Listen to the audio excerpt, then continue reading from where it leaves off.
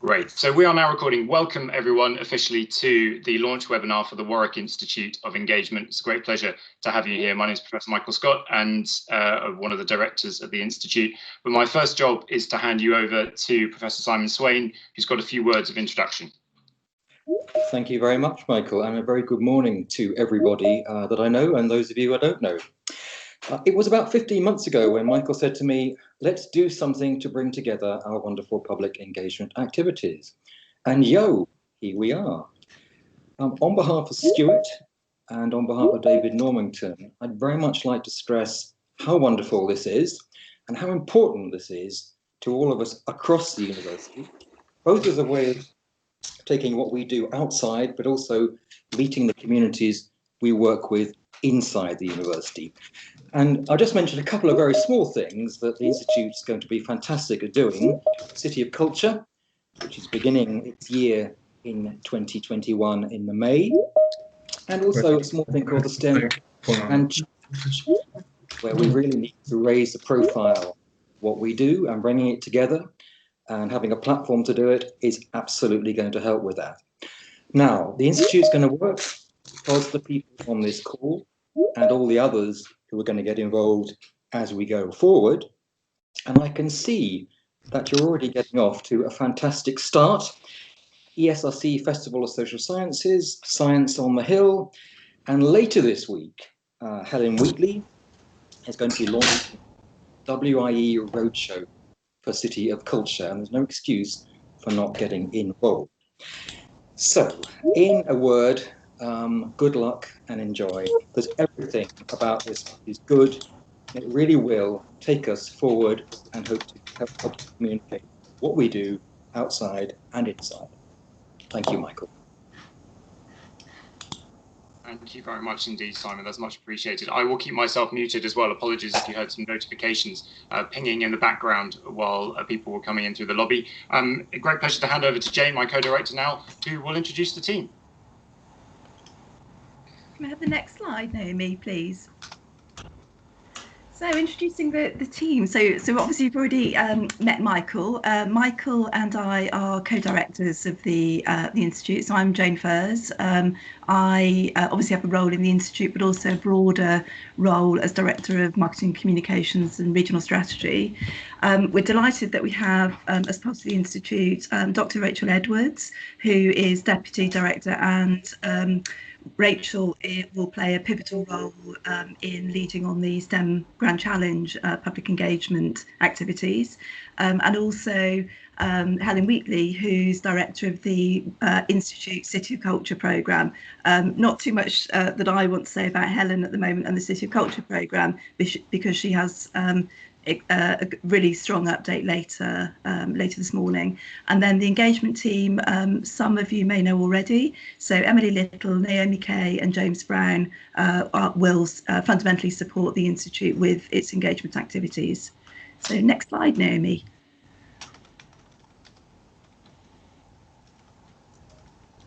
Okay, so it's my job to give you the introduction and the overview of what we're going to do in the webinar. I'm Rachel Edwards from the Physics Department.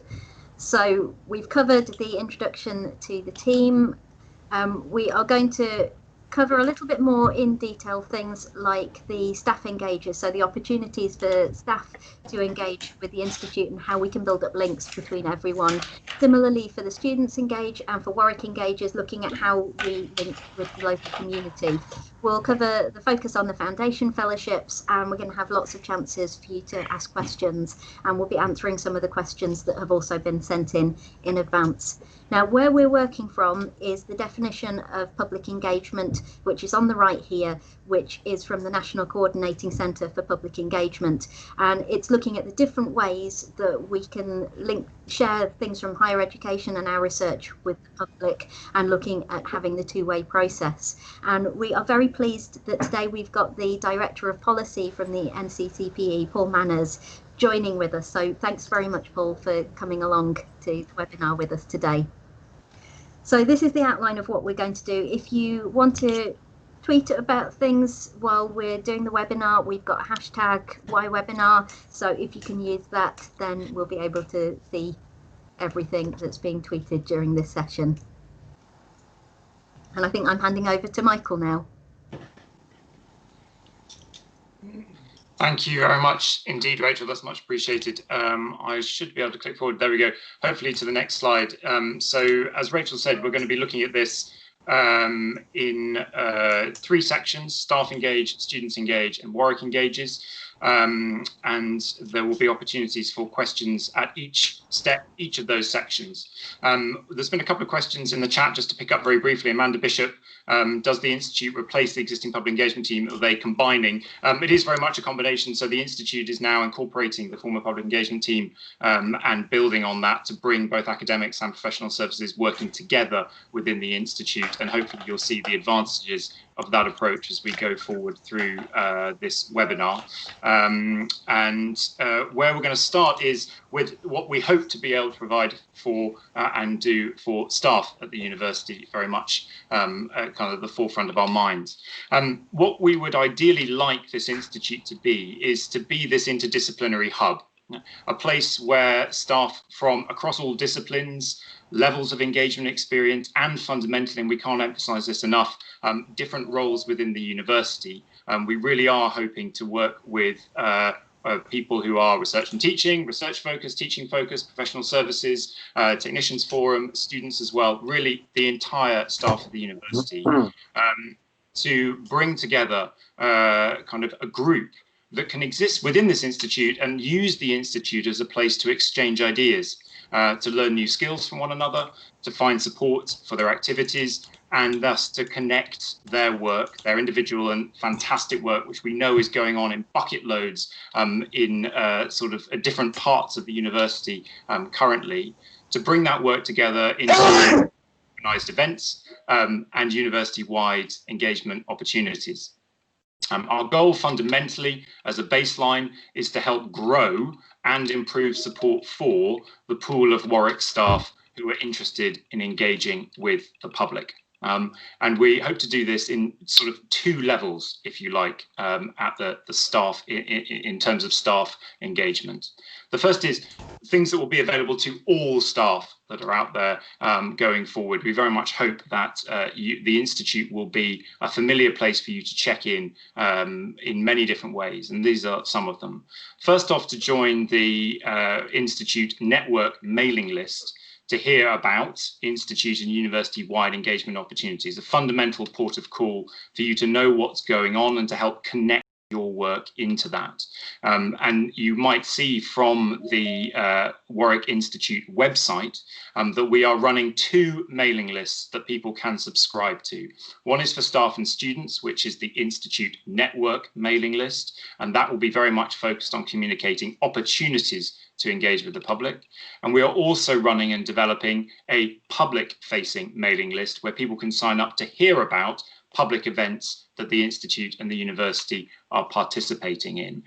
So we will be able to then communicate activities that you are engaged in, both to other staff and students, to enable you to make those connections, but also then on to the public. We want you also then to be able to use the Institute website to not only just be able to find out about engagement activities that are going on across the university, to be able to connect up the different great work that is going on currently, and equally to find other practitioners from across the different silos of the university, but also then to be able to use that as a springboard to form connections and to plan joint projects together, very much using the Institute as this hub that can make us more than the sum of our individual parts. And at the same time, we recognise that training is incredibly important. This has been an aspect always of the former public engagement team, and we want to develop this as part of the Institute's training programme. So there will be a whole suite of training courses that will be focused on engagement in and through different media, for instance, or with particular different groups. That training will be available at both introductory and advanced levels, so you can get your feet wet in engagement if you don't feel quite confident, but you can then come back as a more experienced engager to learn more. And we're going to be dividing that training between online Moodle courses, particularly in the current environment, but also thinking perhaps particularly for the advanced and more experience level courses, having very much live online sessions if we have to, and of course in the future in-person sessions. Now in this current academic year 2021, this will be complementing the impact training provided by Research and Impact Services that you may already be familiar with, and we are hoping in 21-22 to move forward collaboratively to offer some joint training courses together. And we would also welcome the opportunity moving forward to put together training courses particularly focused on sort of engagement through different media with other groups within the university that have these specialist skills and knowledge. Lily Agri is already asking what kind of training are we talking about. Things like we'll have an introduction to public engagement course, we'll have an engaging the public online course, so very much thinking about how we need to respond right now and the techniques for doing so online in the current environment. We'll have an evaluating engagement training course. We'll have securing funding for engagement events training course. But we'd like to collaborate also with people like outreach and widening participation to think about specifically a course about engaging in and with schools, with the social media team for engaging via social media, with the media and press team for engaging through media more generally. So as you can see, hopefully, both a series of courses that treat the different aspects of engagement work, but equally thinking about how you engage and how you engage differently through the different media work. Alongside that, we also want you to be able to attend institute networking events. These will be, when we can, obviously have them, visitor speaking and inaugural lectures, but we're also thinking about organising in the future network kind of engagement and institute networking days, where we try to bring people together again from across the university to give them that chance to interact together and be able to share ideas.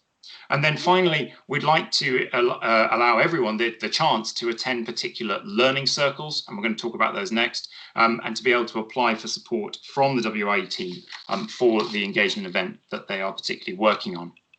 I'm conscious that we need to move forward quite quickly onto the next two pages. Here we're talking particularly about the foundation fellows that will form the core of our institute. And as you well be aware, there is an application to become a foundation fellow with a deadline through to the 18th of December. And we'll be talking a little bit more about the foundation fellows at the very end of this presentation as well, and answering your questions, particularly about applications there. But just to outline what we hope the fellows will be doing, they'll be appointed for a period of 2 years. They'll be working alongside the institute team to form these learning circles that will be focused on key issues in engagement and the place of engagement at Warwick, to develop, in turn, strategic recommendations to inform future university practice, both and indeed, we hope, wider higher education sector practice. Now, the areas of discussion will be set in discussion with the fellows, but you can see some of them there. Purposes of engagement in HE, the development of criteria for the balanced judgment of good engagement work, particularly important not just for evaluating our work, making sure we're actually benefiting the publics we're working with, but also thinking through for us as individuals in terms of promotion and promotion criteria for us within the university. Formulation of the kinds of training needs, getting your thoughts on what is needed, strategies for maximising connections between engagers and engagement projects. How can we better do that across the university? And then thinking forward about the next section we're going to be talking about, students engage, the pedagogy of the incorporation of engagement into the undergraduate and postgraduate experience. Now, longer term, when the Institute is operating at full capacity, as we hope, we will also then have permanent research fellows within the Institute team that will be actually pushing forward and publishing in the field of engagement as part of higher education, and a suite of international visiting fellows that will be bringing in their knowledge to Warwick on a regular basis, as well as a larger funding pot to help those organise engagement events. I'm going to hand over to Rachel now, who's going to be finishing off the staff engagement section. Thanks. Could I have the next slide, please? Thank you. So, as Michael has already said, this is going to be bringing a lot of things together from across the university and trying to be a place where we can all connect together. So it's not just those of us that are doing engagement, but it's things like the research and impact services, where we can look at the impact of what we're doing, the outreach, the widening participation, and it's going to link in with this knowledge exchange framework as well, which is going to be kicking off in December. So it's bringing together a lot of things from across the university where we all have this interest in engagement. We are contributing to the STEM Grand Challenge project. So this is the project looking at replacing several of the science buildings, and it's going to be, we are really pushing to help the design so that we can have this really exciting public engagement space right at the centre of these new buildings, and designing what do we need so that it can be a wonderful facility for the university. We are working together with the Faculty of Arts building to look at how their public spaces are going to be curated as well. So it's lots of looking at, here are the public spaces for the university and what can we do with them to be able to engage with the local community, further afield with schools that come in, with adults, with all sorts of people that might be interested in the research we're doing and might be able to have this two-way dialogue with us. We are also working with the Warwick Utopia team and the partners, and at the end of November we're going to have a meeting as part of Utopia Week where we are bringing together people from the different universities and all the people who've got this interest in engagement events, bringing everyone together to talk about what we do, how we can improve, and how we can spread the enthusiasm for this week. So we are really keen, as Michael has said, to talk with individual staff, the departments, the GRPs, all sorts of groups across the university to help to develop and to support the engagement plans, and to also be able to share the best practice and share ideas with each other. So please do get in touch with us. And I think we're on to the next slide now.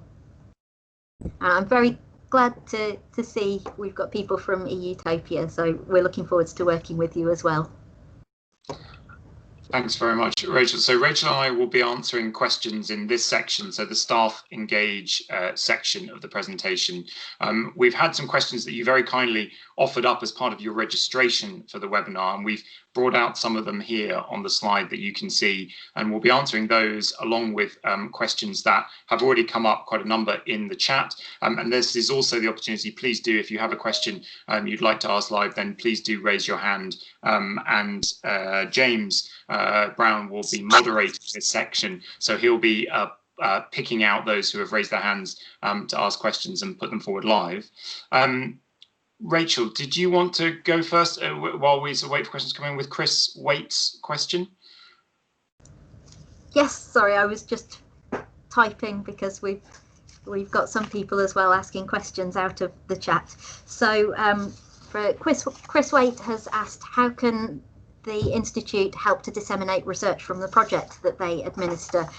And I think one of the big things here, although we've got all of the standard stuff like the delivering training, it's that we're going to be cross-disciplinary. So we've got lots of people who are going to be joining in with the Institute who've got different expertise, and that's engagement expertise, but it's also about their research expertise. So for people who are working on projects which are cross-disciplinary, then you can build up your networks of different people that you can talk to that might be able to help you build on what you're already doing. So we can take your current events and we can advertise them to everyone who's on our mailing lists and send it out to the community.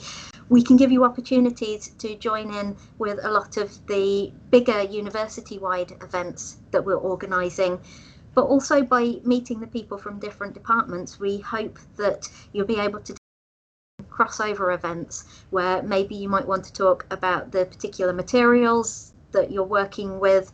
There's going to be people working on similar things across the university, and we can help build those networks and find other people that are doing similar work that would make a wonderful bigger engagement project that you can be part of. Brilliant, thank you, Rachel. Just to pick up some questions in the chat, Martine Barons asked, will there be opportunities for peer exchanges where we're all both contributors and learners? We very, very much hope so. Obviously, we're working within the constraints of what is possible, and we're all developing ways to do this online. In the long term, I mentioned those kind of networking days that we can imagine where we do have a chance to actually come together and have that peer exchange. I hope in the meantime that can happen in part through the Institute website as we develop the kind of the abilities for people to find other engagers, connect with other engagers and other engagement projects. And obviously, hopefully that will be happening as part of the training as well, very much a peer exchange element with people learning from one another with their particular skill sets and exchanging their skill sets. So thank you, Martine, for that. Richard Smith has also asked in the chat, is there a place for international engagement within the Institute's activities? Obviously, Rachel just mentioned that we are going forth as part of the Utopia Week coming up at the end of November to start that conversation with our Utopia partners about what engagement looks like from their different university backgrounds and national traditions, and how we can start to think about what international engagement strategy might look like, and then how we can effectively do that moving forward. So yes, very much, Richard, an ideal part of the Institute's work. James Hodkinson has asked a question in the chat about the relationship between research and impact services, the Institute. We might combine that, James, with your question that you asked in advance. I think, yes, we're very well aware here that there is a sort of wide spectrum of activities that could be classed in some cases as outreach, widening participation, engagement, and then of course to impact, and then thinking through to particularly ref impact at the other end of the spectrum. And it's very much an idea that the Institute will collaborate with all the different groups within the university currently set up to help focus on those specific areas. I think the model that we're developing, particularly with research and impact services retraining, speaks to what we have as our idea together moving forward, that there will be training courses which are specifically run by research and impact services, thinking about impact. There will be courses run specifically by the Institute, and then there will be a suite of courses of this kind of collaborative area in the middle. And I hope there will also be that collaborative area also with outreach and widening participation, for instance, in terms of training courses, so that staff feel supported wherever they are working on that spectrum. I think that's incredibly important that we have that very much that joined up approach. James, your other question in terms of how can the Institute help us both to group together, see economies of scale, and keep distinct and targeted our different modes of engaging the public. Incredibly important and difficult to finesse this, but something very much that the Institute wants to be part of. On the one hand, we're hoping to be that interdisciplinary hub where groups can come together. We're hoping to be that interdisciplinary hub that then connects in with the university-wide events that the Institute will be running, so offering that economies of scale. But equally, we totally recognise that there are important, distinct elements of engagement that need to be treated within a particular subject area, for instance, or within a particular medium that the engagement is happening through. And there we hope that the thought leadership provided by the learning circles and the foundation fellows will really help to push forward that agenda at the same time. Rachel, did you want to come back in? Yeah. Yeah, I think some of what you've been saying, particularly the earlier bits about bringing together different bits of the university, really fits in with Kate Sayer's question as well from the Warwick Arts Centre of how do the non-academic departments fit in. And there is so much amazing stuff going on over at the Warwick Arts Centre, and I've really had the privilege of being involved in some of that over the last few years with the Christmas lecture series.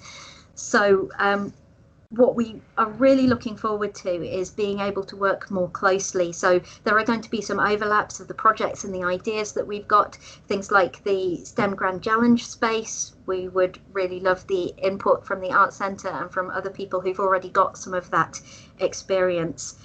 And it's basically trying to bring everything together so that we can work in a much more joined up way together. Thanks for that, Rachel. I think that feeds into Alexander Stringle's question as well that we've got here about how do we think of community building as scholars through the means of engagement. I mean, I do see the foundation of the Institute as part of the shift away from thinking about engagement as the occasional hosting of an event within a community that you sort of walk into, do something, and then leave again. very much more towards a model of a continual relationship that is two-way. And I think kind of that the Institute can play its role as a result in helping to build that continual conversation with the different groups, both inside and outside the university, that because there is that continuing conversation facilitated by the Institute, as well as obviously a number of other bodies through the university, people coming in and out of that, we each only have a certain amount of time that we can devote to this material, can then take part in that ongoing conversation. There's a couple more that's come in on the chat. Helen's just pointed out as well that obviously as part of the City of Culture programming that Helen will be speaking to later, the Warwick Arts Centre will be fundamentally involved with that.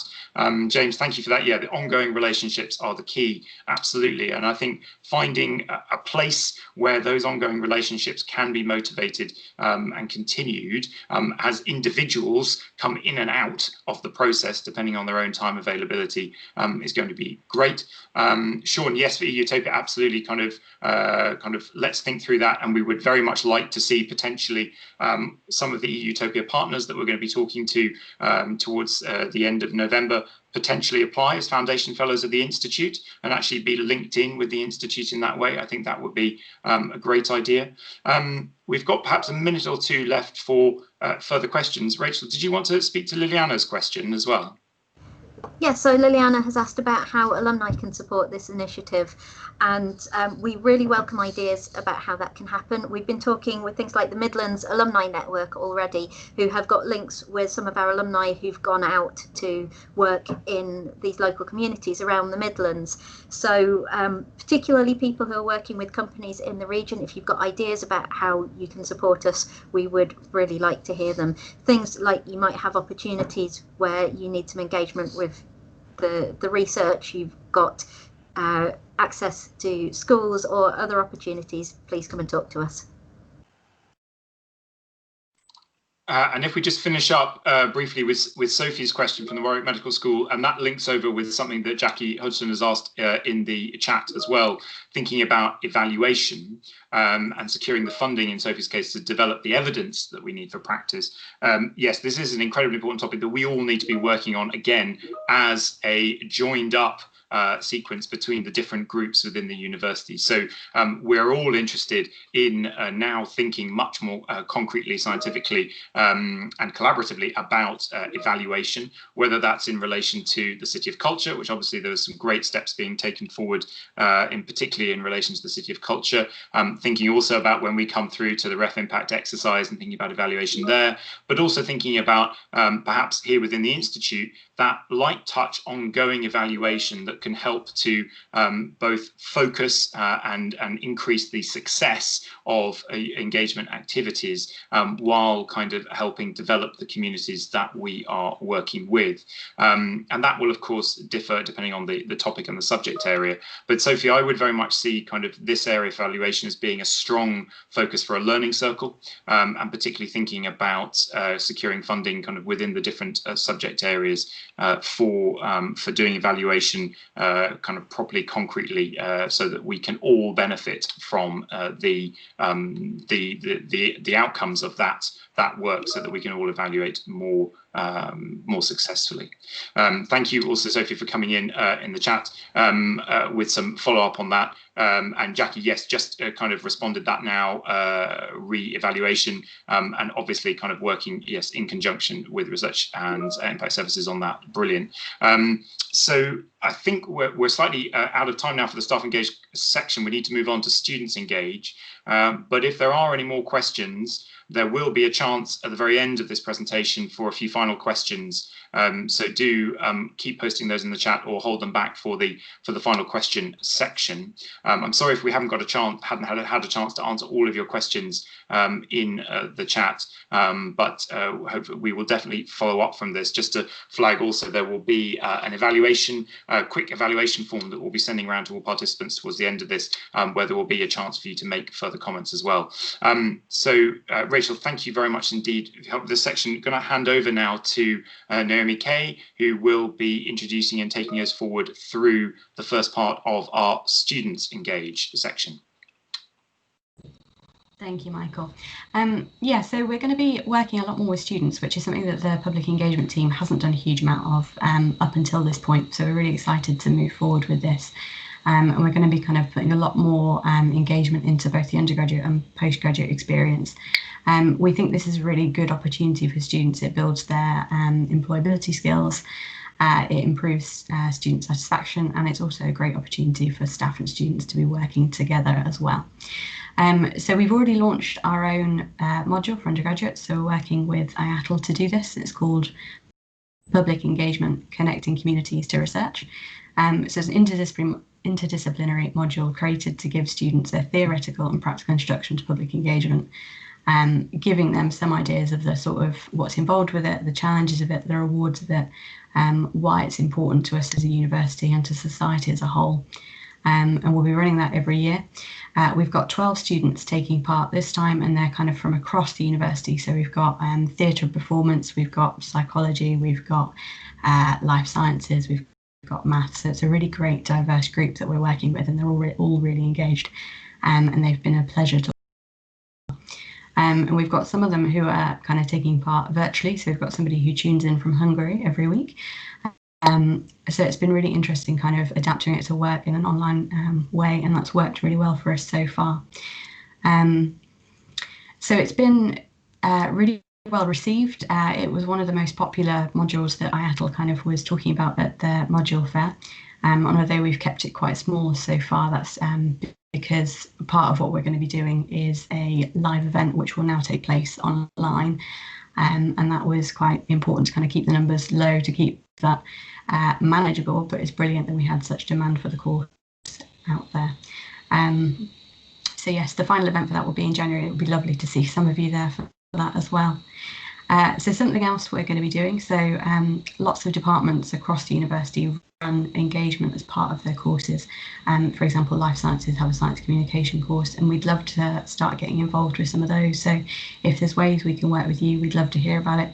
Please do get in touch. And kind of other departments have been getting in touch to say, can we come and do something for their module that isn't necessarily about engagement? So for example, we're going to be working with Dr. Isabel Fisher in her WBS module on design thinking for digital innovation. We're going to be doing a week on how engagement plays into that, and I think that's going to be really interesting. I'm really excited to work on that with her. So again, if there's something we could come and do for your students, we'd love to hear about that. And then also kind of how we can contribute to other programs going on across the university. So this week, last week, I did a session for IAS Accolade Programme. I did that with Mark Hinton and Joe Hanford, and we did that on engaging with stakeholders. So that was a great session. We kind of did a bit of kind of talking about how we each work with different stakeholders and our expertise in those different areas, and then had a great conversation with the people kind of taking part in that programme, answering questions that were relevant to them. So that was really, really interesting, and we'd love to keep doing those kinds of things. We're also working with Warwick Enterprise Innovation Fellows, so they've asked us to produce some video resources for them as part of the digital toolkit they're making on how to engage people. So again, if that is the kind of thing where you're thinking, oh, it would be great to get some help with that, we would love to be working with you. So please do let us know. And then I'm going to hand over to Michael, who is going to talk through the next bit. Thank you very much indeed, Naomi. That's absolutely great. Yeah, it's been great to be part of the IATL public engagement module, and to see the students with kind of huge interest and already with a great deal of experience themselves in this area.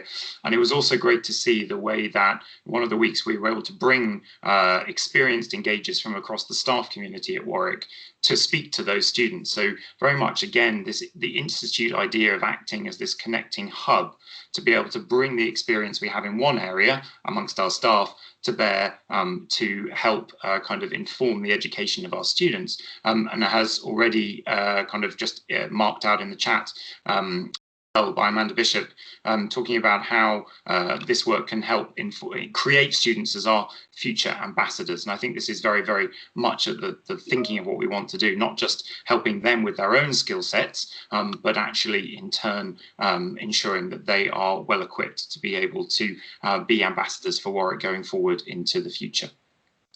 So you've heard about the different courses that we're going to be engaging with, collaborating and contributing, running, and we do very much want to hear from you if you have, or if you are already running these courses. We know there are many that are happening that we just simply don't know about at the moment, and equally if you're thinking about running the course, but we also then want students to be able to engage in institute-run activities that are running across the university.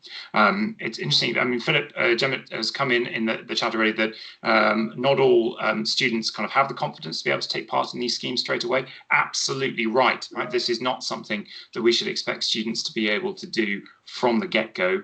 This is something which, like any skill set, they need help and support developing the skills to be able to do so. Some will take that up and will run with it and will become kind of very experienced and brilliant engagers. Others won't, and they will have interests elsewhere. That's absolutely fine, right, and proper. But there needs to be the stepping stones of support for them to be able to learn if they want to do so. So here we have just a couple of ideas. This is very much really the Institute setting out its ideas for the future about how we want to develop in this space. And of course, we welcome any thoughts and ideas you might have as well. Please do come and work with us on this. And I'm very pleased to say that kind of this work has already begun working with the Education Executive, with IATL, with SLEEK, that we're going to be speaking to through the remainder of this term to see how we can get these ideas off the ground and into reality. One of those is we've noticed and we've already seen that there are a number of engagement courses running across the university for students within different silos, within different departments and within different faculties. So it might be the communicating science course, for instance, we've already mentioned, equally our own course, public engagement in IATL, bringing people together a little bit more, but not necessarily kind of allowing the students every opportunity to showcase their knowledge and ideas. And we really wanted to be able to find a way, just like staff, hopefully through the Institute now have a way to connect up together at the Institute Hub, for students to be able to do that as well. And kind of our ideas are coming into focus around a sort of engagement symposium, where students who have perhaps been taking these courses, who are interested in doing these sorts of events, are actually able to come together and then actually speak to one another. So not only learning the skills to communicate their own subject, but then actually having to communicate their subject to people from other subjects, and to combine together to think about how their subjects might actually link to provide solutions to problems that they then have to explain. So we hope to be able to do something like this in conjunction with IATL, perhaps as part of the City of Culture year in 21-22, kicking it off then. And kind of obviously 22 is when Warwick will be hosting the International Conference of Undergraduate Research. And we're sort of imagining this as a little bit of model where kind of students come together at the moment to showcase their research, both within the UK and then internationally. And can there be an engagement version of that, both kind of, again, within Warwick, perhaps then in the longer term across the UK, and perhaps even in the longer term internationally. We also want to make sure that all the big events we're organising within the Institute have an opportunity and a chance for students to get involved with those, to gain that public engagement experience. So the City of Culture Roadshow will be an obvious opportunity for that, and Helen will be speaking to that later. But to again make sure that the Institute is a conduit for students to be able to get that experience and those opportunities. And then, of course, we're going to be working with the different groups of the Education Executive. And again, I think Robert O'Toole mentioned this already as a chat, great minds think alike, thinking about a sort of URSS version for engagement, whereby there can be projects that students can co-produce with staff, working on as part of a kind of project, just like a research project, but thinking about the development of an engagement project. We'd love to kind of think about how we could develop this idea. And as you can see there, we're also going to be thinking about particularly PhD students and providing specific training courses for engagement for PhD students as well.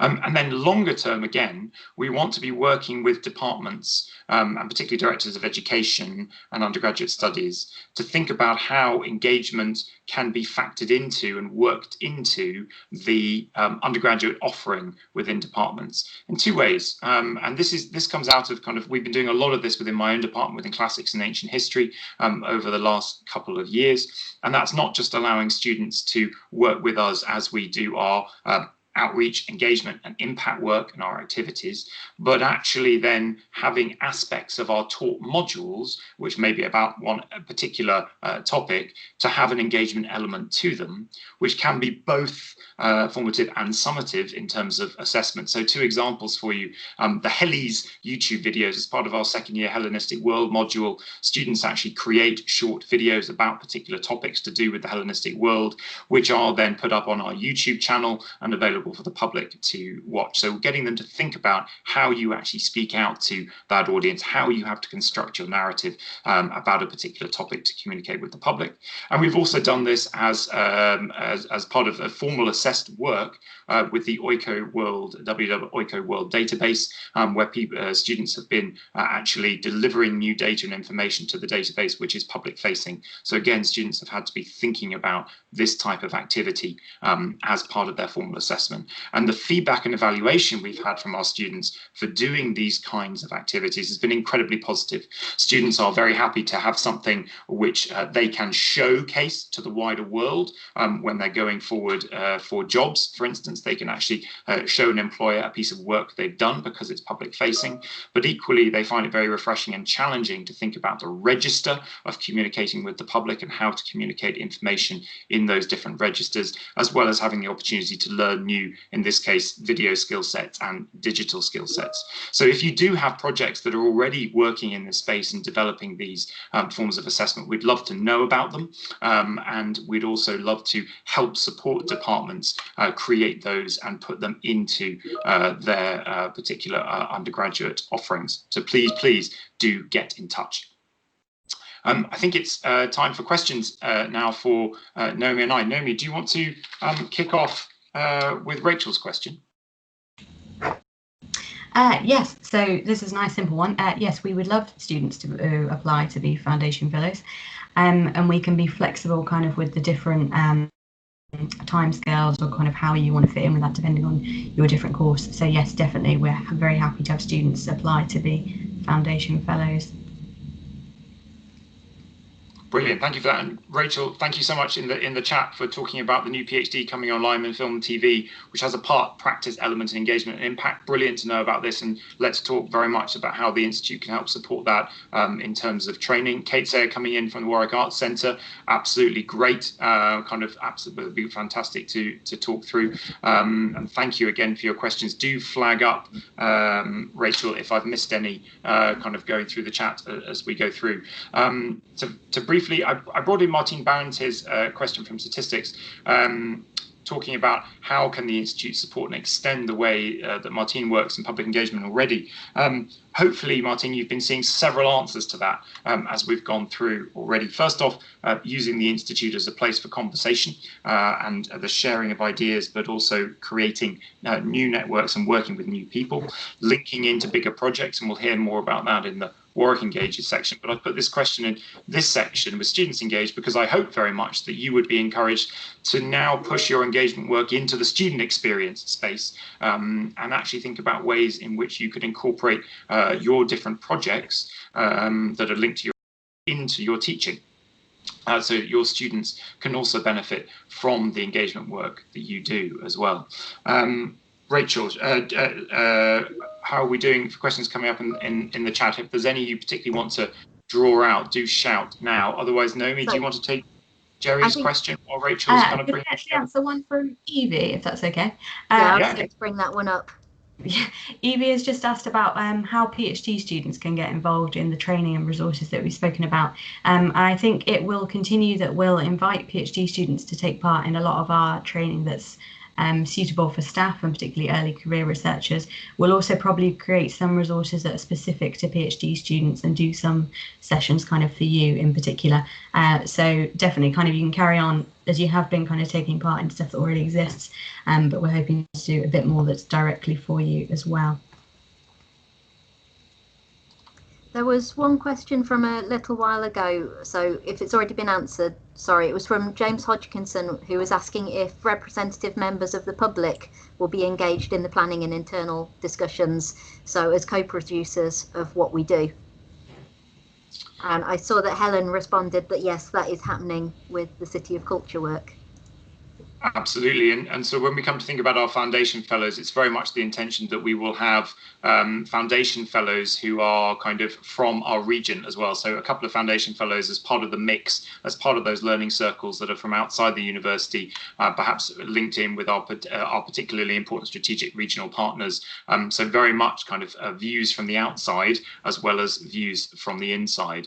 And in terms of the development of our student-focused work, obviously we want a student voice equally and importantly as part of the Foundation Fellowship Group. And perhaps we can end this section with taking one of those students' questions. Reese Boxall-Roy here from Classics, who is part of the IATL module, public engagement module as well, asking about whether there'll be central places where undergraduate students can see upcoming events that have opportunities for them to get involved with. I think this is absolutely crucial. Again, it's about how do you find out about the amazing things that are going on around the university, and very much the Institute seeks to play a role there in communicating those opportunities so that students know that where all the opportunities for getting involved in engagement activities across the university. And I suspect that will partly be through our network mailing list, so encouraging students to sign up to that, and we can have a sort of student-specific section of that network mailing list saying these are the student opportunities to get involved.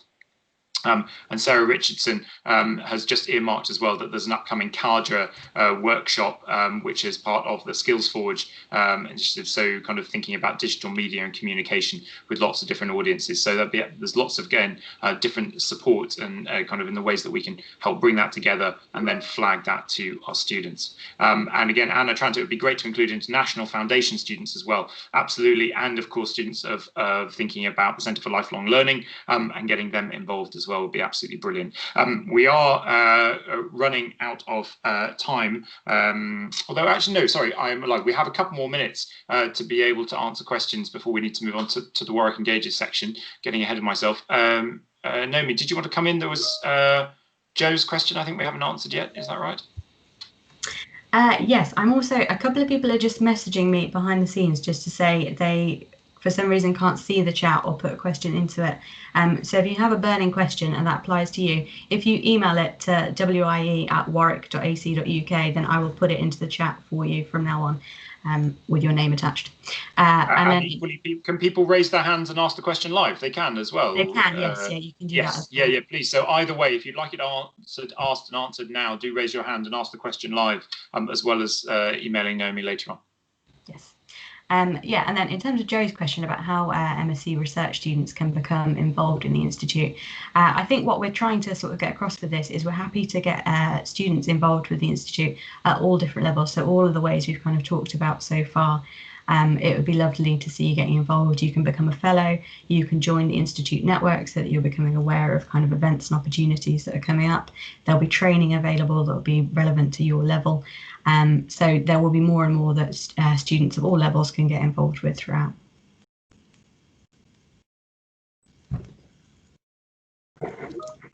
Johnny, you've got your hand up. Go for it. Hi, thanks, Michael. Can you hear me? Okay, good. I had congratulations on the launch, first of all. Secondly, I have a question about digital engagement at this time and blended provision. How is the Institute, or how will the Institute be thinking about working with publics and communities during the pandemic and during our blended context?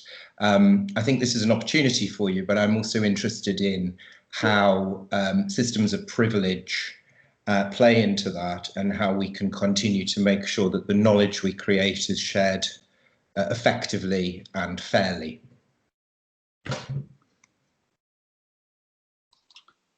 Thank you very much for that, Johnny. Naomi, did you want to come in first on that?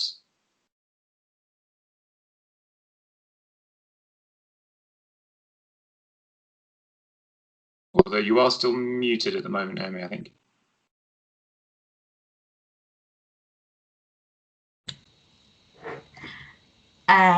Sorry, if you could, sorry, Michael, you're all right to take it. Just dealing with yes, yeah, of course. Johnny, yes, it's kind of a question that's come up a number of times across the different sections of pre-asked questions, and I think it's coming up as a question again in the Warwick Engages section, thinking about how do we work in this particular moment online. And Jerry's question obviously was speaking to that as well. How do we adapt in the light of the current pandemic? I think we do have to evolve, and City of Culture and the Roadshow is being developed, and Helen will speak to this kind of as something which can be, if necessary, kind of online as much as hopefully can be in person. We spoke in the training section for staff engages as well about how we're going to be putting out a course during this current year, a training course about engaging online. Obviously, in the IATL public engagement module, we're already creating a kind of blended learning for this, where some students are in the room and then students are kind of participating at a distance from Hungary and Greece, I think it is at the moment. So there's lots of different kind of ways we can do this. We are all learning as we go. And I think, you know, there are certain attitudes that we have to question before making any assumptions.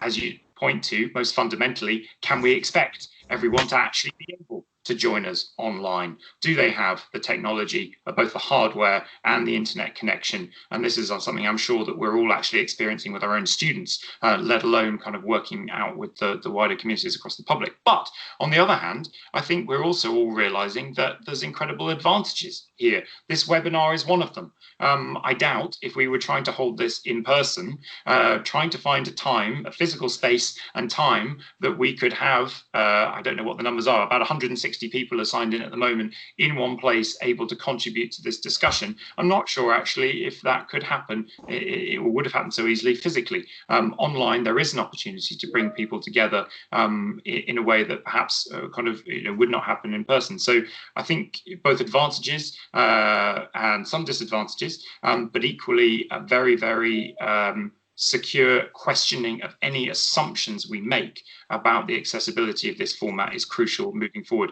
And I'd be interested to hear what your thoughts are as well, Johnny, about how we move forward in this space. I think Helen had some thoughts, in fact. Helen, sorry, yes, please do. Sorry, I didn't see the chat yet. Thanks, Johnny. I was just going to say, in relation to the work that we've been doing on the City of Culture programme and planning for next year, we are working with people who are already digitally engaging with members of the community. So, for example, one of our lay members, Daksha Piparia, works with the organisation Folso Creates. And Daksha's been talking to us about the ways that they've been working really hard to kind of get their members online, doing stuff online, there, and they're members of an organisation that they already have an ongoing relationship with. And she's been talking to us about the challenges as well as the opportunities for working online with. We also we've taken some advice from Mark Hinton and the community engagement team, and looking at what the barriers to engaging with for the public, looking at what the barriers are to engaging with our public engagement events when they're digital. So we kind of can't run on thinking that there aren't going to be difficulties for people to come to online events, but also the best way we can find to kind of approach those challenges is to talk to people that are doing it already and doing it successfully. So again, that point about collaboration and ongoing relationships is really important. Jane has got her hand up now. Yeah, sorry, I just wanted to come in and reinforce Helen's point, and I guess a lot of this I know through our community engagement work and certainly Mark Hinton's guidance on this, that we are reaching out to, so in particular on community engagement, we've been working very closely with voluntary organisations through COVID, and actually that has been a very good way of actually getting the right insight into the barriers that people are experiencing, and also recognising and in a very light touch way that actually training and making people feel comfortable with technology and things that they don't use currently may well be part of that process. So I can't promise that I know all the answers. I think it's been a huge learning exercise for all of us through this. But I think what we have done is remained accessible throughout and been very open to understanding what barriers people had. I think we need to move on now to the Warwick Engages section, but I think it just underlines this idea that, you know, engagement fundamentally at the end of the day is about encouraging people to believe that Warwick as a university and as a campus, as a space, is a place that they are welcome in and have a right to be a part of, and the conversations that are taking place therein. And obviously we need to think now about how very much we can use online to continue to make sure people feel welcome in a space that they cannot physically, sadly, be a part of at the moment, but that we can harness the power of the digital to make sure that they do nevertheless feel part of this conversation that's going on right now. To move on to Warwick Engages, and I believe I'm handing over to Jane now. Thank you very much indeed. Hi, Michael. Sorry, it's Emily to start off with. So sorry, Emily, go for it. That's okay. So Warwick Engages is very much the public-facing side of our engagement endeavours, and but we're not alone. Usually behind every public engagement event, there is a whole host of people helping to make those events and activities a success. In a moment, Jane is going to run through our important community and regional engagement progress and plans. Naomi will talk a little bit more about some of our current festivals and events and projects. And then Helen will tell you more about our exciting upcoming year in 21 as part of Coventry's City of Culture, which is a great thing for the city and for the university to be involved in. Just to give a brief background to all of this, and obviously Amanda's question quite early on. The public engagement team is now within this Institute of Engagement. We've built up an experience over the last 5 years or so of working towards the best way of supporting the university community to engage. We're a very enthusiastic team.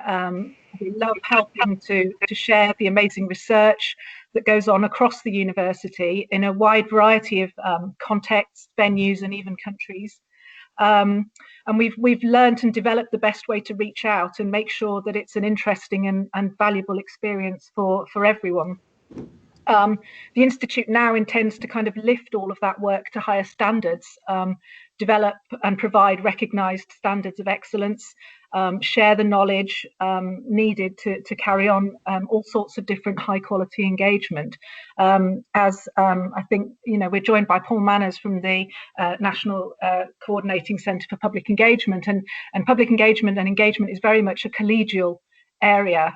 We support each other. We like to share our own knowledge of how public engagement and engagement works well. So we intend to continue to work with a wide range of internal partners across the university, including the Arts Centre, even the Sports Hub, external partners, so that might be museums or venues, charities, the local hospitals, and we want to support our academic research staff, students of all levels, volunteers.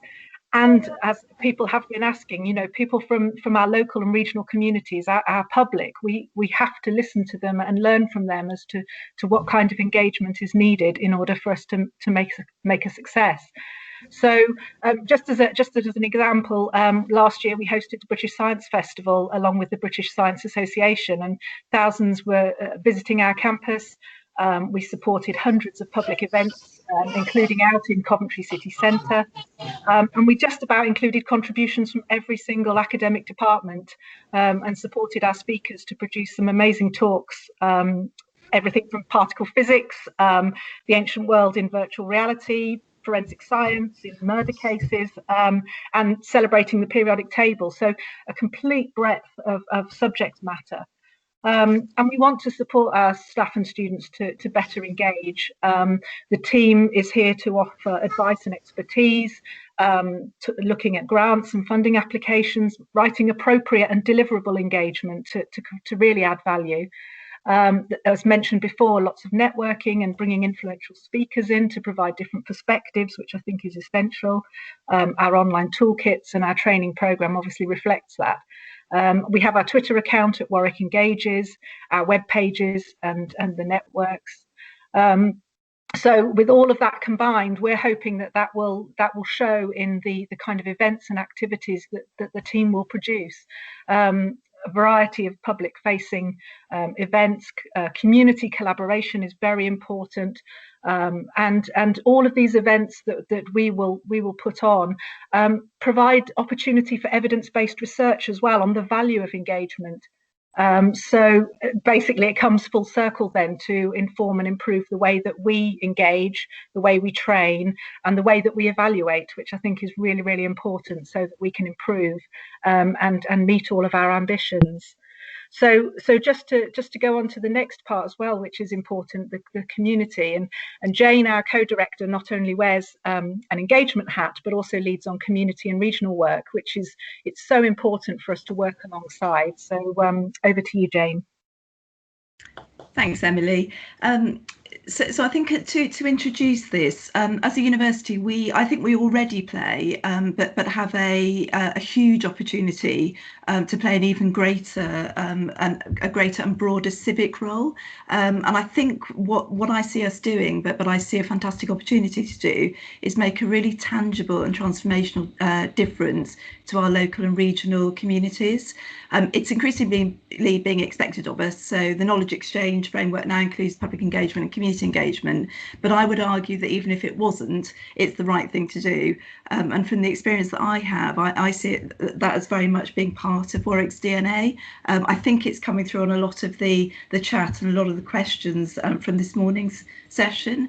So Michael referenced this already, but we can tend to think about public engagement, and it can be talked about in terms of events or outreach work, and those are important. But actually, I see community engagement as really fundamental and a fundamental part of public engagement, and it's very much part of the activities of the Institute. So really, I just want to bring that context into the way we think about it and the way we focus. So many of you will be aware that from my sort of wearing my other hat, the regional hat, that the regional team is very focused on building strong and inclusive regional partnerships. And that has included working very, very closely with our neighbouring community of Canley. And I'll just talk through a little bit the work that's involved. But what I do think is worth saying is the work and the relationships that we've built in Canley have actually involved almost every department or sort of certainly most functions from across the university. So it's included our students, our academics, our estate staff, CCSG, the Arts Centre. I could go on, and that to me is a great example of an institution engaging in a sort of really cross-cutting way to build relationships and to deliver change with the local community. So if I could sort of just briefly summarise the work we've done. So the regional team, the community engagement team, has worked very closely with Mark Hinton and CLL to build community engagement best practice with Canley. And what that's involved doing, and I think this is supportive of a lot of the questions that I'm hearing on the chat, is what this has done or allowed us to do is build really strong ongoing relationships in Canley, and that has actually taken a few years to do, and that's important. So what we needed to do was build trust, two-way dialogue, and this sort of working, a whole culture of working with rather than doing to. And that takes time, so that's really important, I think, for us to recognise. It took a while for us to get to a stage where I think we felt comfortable enough to suggest to a group of community leaders in Canley that perhaps we could support them running a process called Planning for Real. It's a national community engagement process, and what it allows a community to do is to create a community plan, but actually to lead it themselves. So it wasn't about us leading it, it was about us training community leaders and supporting them in leading that process. So we developed that community plan, or they developed that community plan just pre-COVID, which was not the greatest timing, but one of the things I'm really pleased with and very proud that we have continued through COVID, And one of the things that we have done is taken one of the themes that came out of Planning for Real, which was about a need for building a sense of community and sustainable community, and actually the physical environment that might be needed to do that in Canley. Fantastically, we have funding for just around £200,000 from Spirit of 2012 to work with those community leaders in Canley, and a Turner Prize winning architectural collective called Assemble to start to imagine what that sense of community and what those community facilities might look like. And that's, again, as another example of working across the university. That will be led by Warwick Arts Centre. So hopefully that gives you a kind of a sense of where kind of community and the Institute and public engagement come together.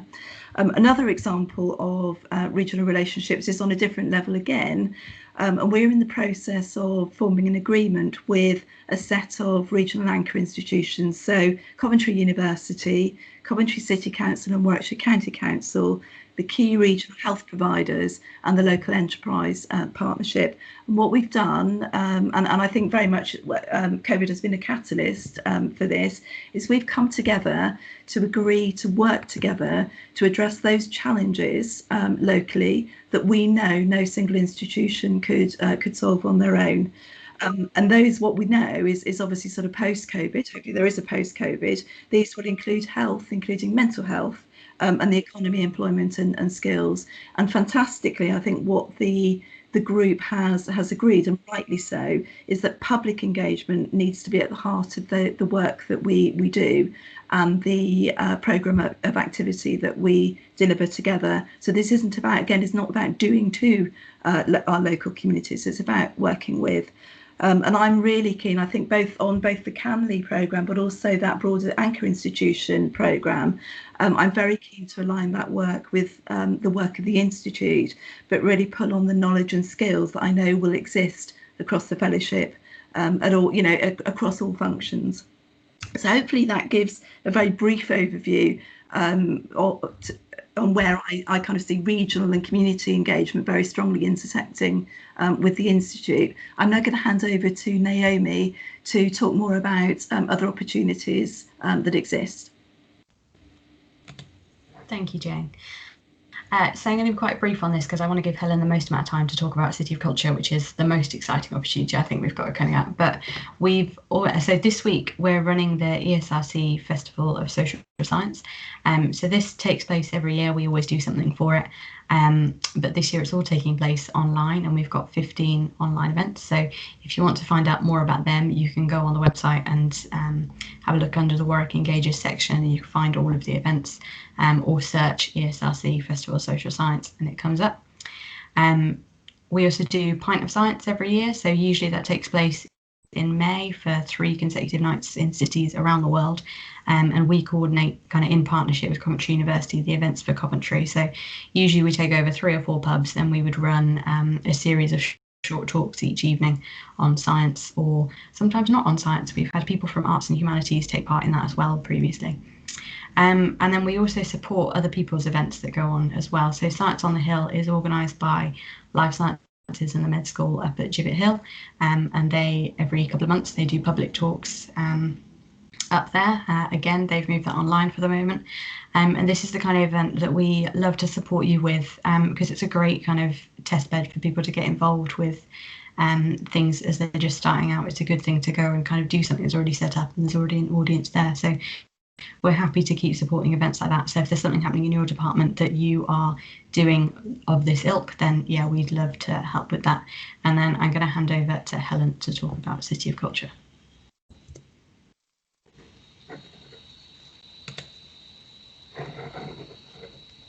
Hopefully. Microphone, Helen, microphone. Somebody had to do it. It's Teams bingo. The cat will walk past in a minute, and then we'll have the full set. Sorry, thanks, Johnny. So, City of Culture programme. I'll try and be quick. I've been working on City of Culture projects with colleagues in research and impact services, with the GRP teams for the last few years, and I'm really delighted that we're going to be able to showcase some of the fantastic research that's been funded through RIS and HIFE and our GRP programme in our public engagement Warwick Institute for Engagement City of Culture public programme.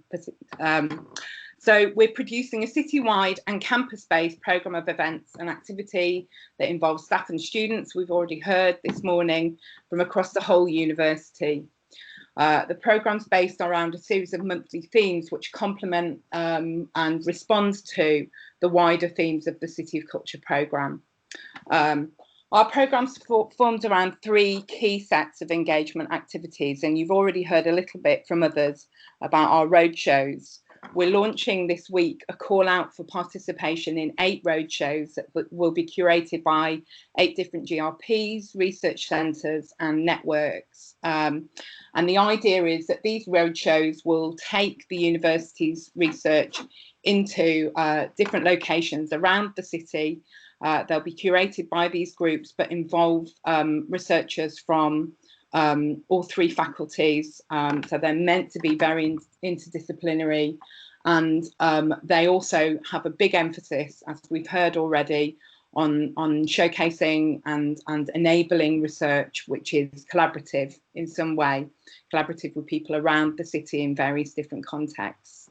So you'll see on the slide, we've got the web address for the call out to get involved.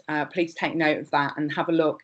I'm not going to go through, because I haven't got time to go through all of our research themes, but if you visit that page, you'll be able to see the themes of our 8 roadshows and how and why you might be able to get involved. As well as our roadshows, which is really part of our drive that Jane's been talking about and others have talked about already, to get out into the community and to talk to and work with people in our wider community. We're hoping that by April 2022, which is the final month of the City of Culture programme, we'll have built up lots of interest and new relationships that will then enable us to bring people onto campus for a multi-day campus-based festival. And again, there'll be more information coming out about how you can get involved in this and help shape this soon. We do have a public programme steering group that involves people from all 3 faculties, student representatives, as I said already, lay members from the community. And so we're working together to kind of think about all of those different constituents and how they might participate in and be served by our City of Culture programme. As well as the campus-based festival and the 8 roadshows, we'll be incorporating other things like you've already heard about, Pint of Science, the ESRC Festival of Research, other annual events like the Women in Translation Prize, the Screening Rights Film Festival, we hope, into our City of Culture programme. So we'll have a 12-monthly programme with something happening every month of the year. City of Culture, for those that don't know already, begins in May 2021. I've said already, we're building on a body of collaborative projects. Engagement doesn't just appear out of nowhere. Engagement grows out of brilliant research, and we've been really well supported in developing research around City of Culture by colleagues across the university. I've worked closely with Jackie Hodgson and India Foster, also with Jonathan Nealons and the monitoring evaluation team. So really keen that we continue to work together as a collective within the university, but bringing those activities under the auspices of Warwick Institute for Engagement. So we're collaborating with the City of Culture Trust. We also have trust members on our steering group, Coventry City Council, and a number of our collaborations that we've funded already have been with colleagues at Coventry University. So we're thinking about our connections across the city and how we can best kind of seize the opportunity of City of Culture. I think there has never been a better opportunity to be engaging regionally and locally, and certainly in the city of Coventry. So if we don't do that to our very best ability, we've missed a trick this year. So we're really working hard to make sure that we take every opportunity we can to take our research into the city and to develop our research through collaborations in Coventry. I think that's it. I'm going to move on now to some questions. But if people have specifically questions about the City of Culture, I'm happy to take them on the chat.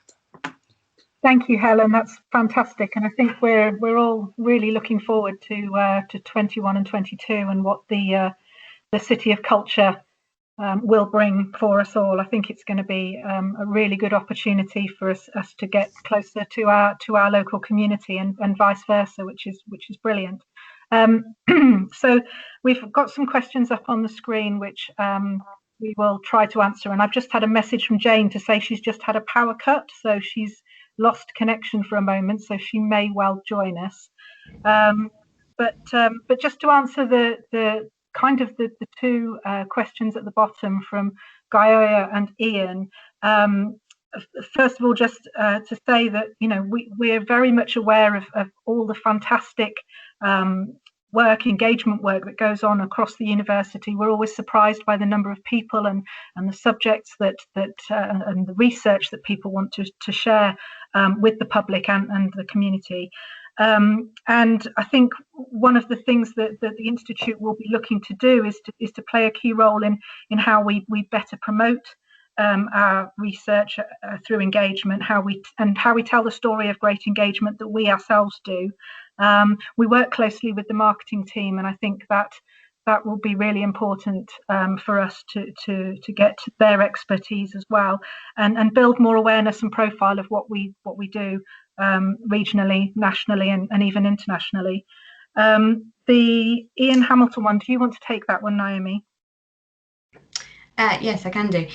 So we don't currently sort activity by specific subject, but if you go onto the new WIE web pages, then you'll see that there's a calendar on there where you can add your events, or you can contact us and we'll add your events.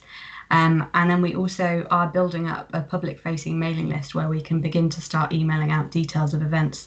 And as I say, currently we don't sort that down by particular subjects, as we think there's a lot of cross-pollination between the different activities.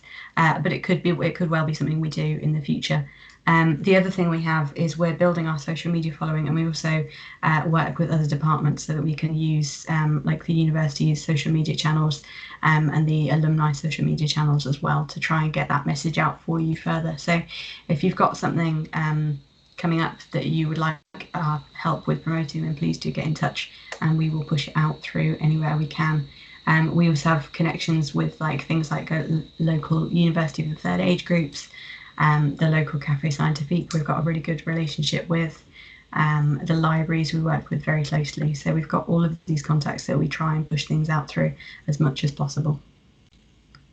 I think for us, you know, the resource account is now wie@warwick.ac.uk, and we'd love to hear from everybody. We will always endeavour to help and perhaps point in the right direction if necessary.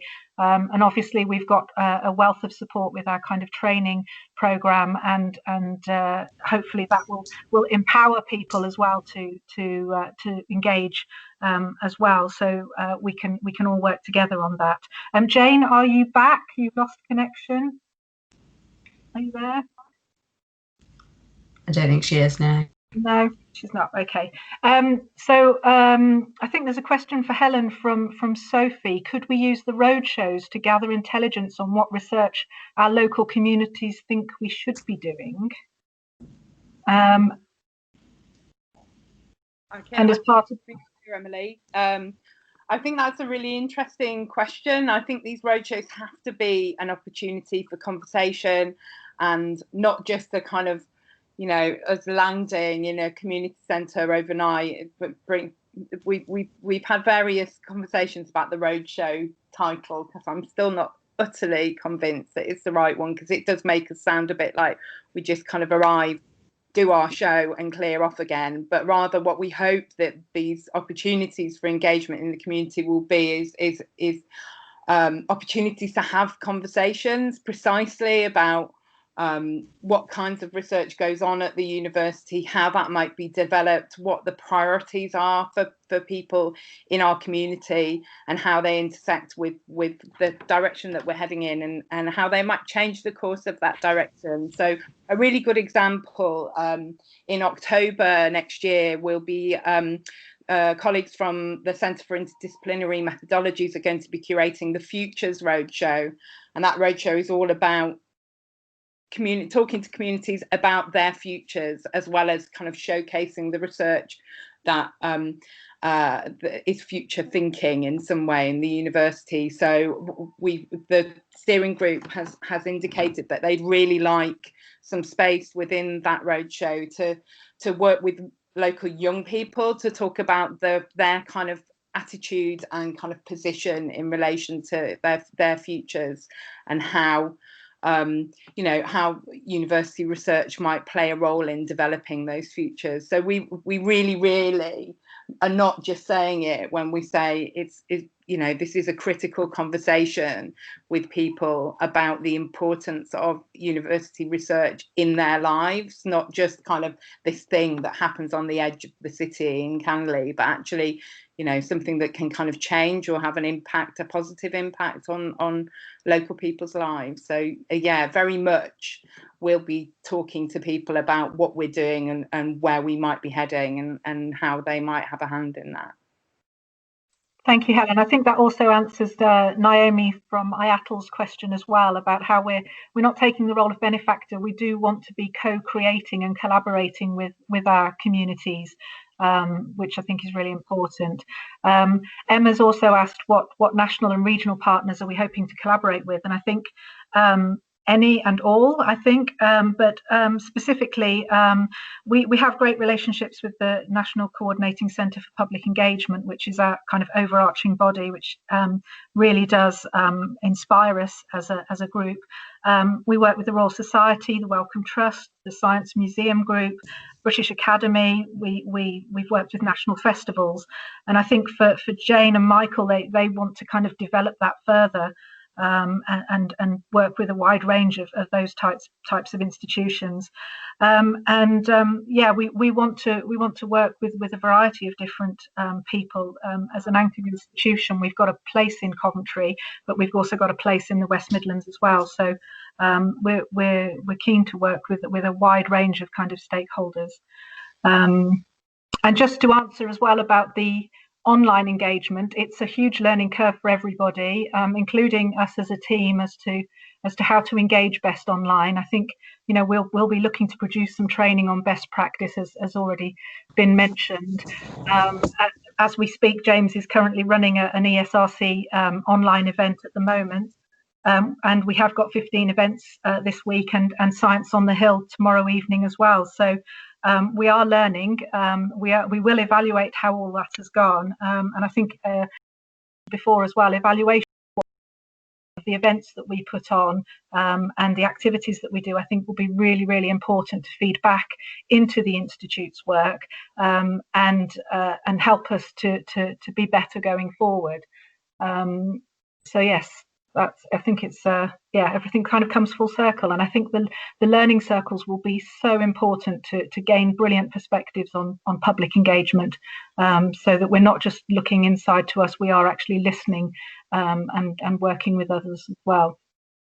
Thank you, Emily. That's brilliant. We're going to have to move on, because I'm conscious we've only got 4 minutes left of everyone's time. And I just want to talk very briefly about the foundation fellowships. But just to emphasise what Emily and Helen and Naomi and Jane have all been saying, this is a time where we want to reach out and work with as many people as possible. And I think it's indicative that just in the very short time that the Institute has actually existed, we've actually had a number of groups and institutions from the regional area kind of actually get in touch with the Institute saying, oh, we see this as a visible kind of flagship hub for the university, and can we work with you? So kind of already there's been that interest from outside, seeing the Institute as a good port of call to be able to connect in with everything that's going on in the university, and we want to develop that. We will get back to your questions, and please do kind of put them into the evaluation form we'll send around after this as well. And as I said, as we've we've all said, this is part of an evolving conversation always in terms of kind of how we move forward and how do you be part of that conversation. Very, very much we would like you to apply to be a Foundation Fellow of the Institute. Just to outline in a bit more depth what we're envisaging here, we're hoping to appoint in about 30 Foundation Fellows from amongst Warwick staff and students, as well as, again, as we've said, from our regional partners. There'll be an application deadline is the 18th of December, so it's week 11, with announcements in January. So the fellowships will kick off in January for 2 years. And the three elements of being a Foundation Fellow, many of you ask, what does it mean to be a Foundation Fellow? One is obviously participating in the Institute Learning Circles, and hopefully you can understand now quite how key those are to all the elements of the Institute's work. But equally to act then as a promoter of the Institute's work within departments and faculties, to sort of spread the word about what the Institute is doing and help them connect staff and students who are doing these great engagement projects back into the Institute. And obviously then to take part when you can in the major engagement events that we'll be organising through the year that you've heard a little bit about just recently. Now, just to re-emphasise that fellowship really is open to all staff and students from whatever level of experience of engagement and from whatever background within the university. And a couple of questions that we've had here. Is there a level of current engagement expected within the role? No, we are of course looking for enthusiasm to do engagement and to think about engagement, devote some time to engagement, but not necessarily a level of current experience. A lot of questions from students or people on master's courses or on postdoc fellowships who may not feel that they're definitively going to be here for the next 2-year period. Can they still take part? Yes, absolutely. Please do apply. If there is a time limit, for your current studies and your current time at the university, we can take that into account and work with that. We very much want to have that WIE skill set from the get-go. So if you can, and you would like to work with us, please do apply, and we will then work with you to help make that possible. And Ellen Hovards been asking about the approximate time commitment for potential fellows.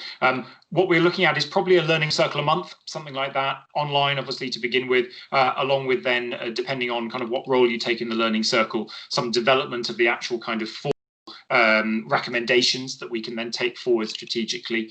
So we're thinking about that in terms of learning circle time, and then kind of working as a group kind of over email in the interim period in between that. So hopefully we recognise this is something you would be doing on top of everything else that you are doing in the university, but kind of we really hope that you see this as a fundamentally important element, and as I think Sophie mentioned in the chat just a moment ago, a very, very exciting time where there are so many great things going on that the Institute can help knit together, so that we can all end up accounting for more than the sum of our parts.